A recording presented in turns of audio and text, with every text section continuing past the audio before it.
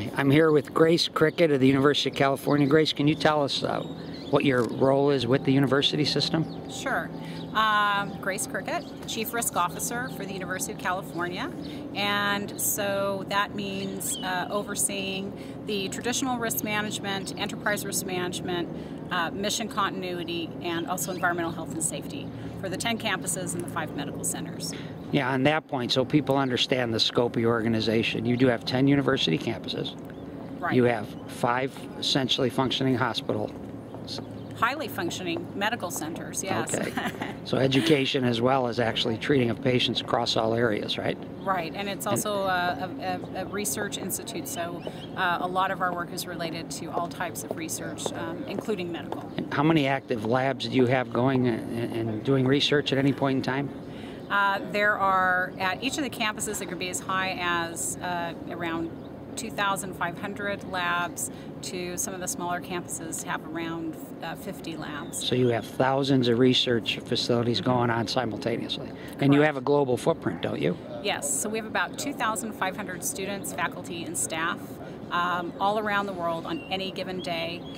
We have some permanent campuses outside of the U.S. Some of them are affiliate campuses, in other words, working with existing universities in other countries, as well as lots of research going on, and also medical. We go and we provide medical assistance around the world. And then we have the largest fleet of research vessels in the world, so we're also all over the seas. Yeah, I just want people to understand that you have probably one of the most extensive, complex systems to manage, not just from a business and financial standpoint, but certainly from a risk management standpoint. And you're an innovative organization, so as a result, you're on the leading edge of enterprise risk management. That would be a safe thing to say, yes? Yes, yeah. Okay. So we're have been very innovative in enterprise risk management. We've been focused on enterprise risk management since I started, which was back in very end of '04. Right. We've gotten recognized by APQC, which is the American Productivity Quality Center. We were in a benchmarking study looking at the quality of our ERM program. We ended up in the top 5 of the organizations they looked at.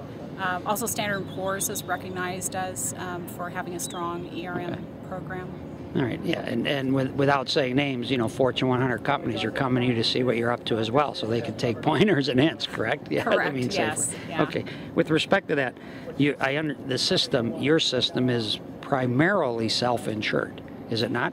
Correct. For all of our risks, workers' compensation, professional liability, construction, all of the general things you think of, we have very high retentions, and so we're running self-insured programs through trust, though we are just finished up a captive feasibility study and are looking to move that direction. How do you see captives having a role in your overall risk, finance and management programs? Well, the trusts that we have are very nimble. So for really I'll call it the burning layer or our traditional risk programs, the captive is probably not the best fit for it. One is we're not subject to taxation the same as a private organization, so there's not that motivation. What we're looking at the captive is really innovation, and that is to look at some unrelated risks that we would like to put into a captive to help facilitate operations. And one of the examples I can give you is that the medical centers, our physicians actually work for as many medical centers across the U.S. The physicians are actually not employees of the medical center, ours are. And we also give lots of physicians in the state of California and elsewhere faculty appointments. So what happens is a lot of the physicians we're working with, they also have private practice or they're in medical groups, so they're paying, or the organization is paying for professional liability insurance for them, but then they're also having to go on their own and purchase separate insurance. And it's become really a strong request from the physicians and particularly the medical groups.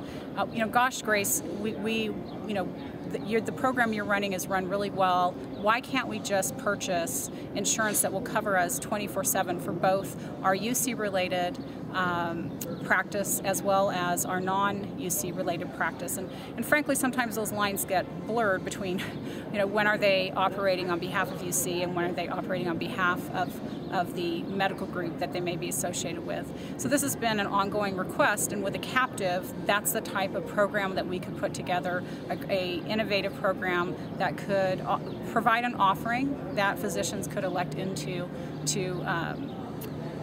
with their association with UC and give them broader coverage. There's also some opportunities with students. Our students are alumni and foundations. They do a lot of events. They have to buy event insurance to protect themselves when they're putting on all kinds of great activities. Is that whether they're campus. on or off campus? Correct, on or off campus. Okay. And we've put together some, within a regular insurance structure, we've put together some creative programs for them, but certainly a captive could expand that. Okay. They're also purchasing all kinds of, laptop insurance and travel insurance and rental insurance, and so we think that we can really better serve our student, faculty, alumni, and foundations with a captive facility. So you have a captive audience of potential customers. We do. And you're going to form captives, the right specialty lines of business that they're now getting in the traditional market. Right, that's the idea. And it might coordinate better with your own risk management as well as theirs. Correct. Because you're going to custom design these policies to meet their and your specific needs.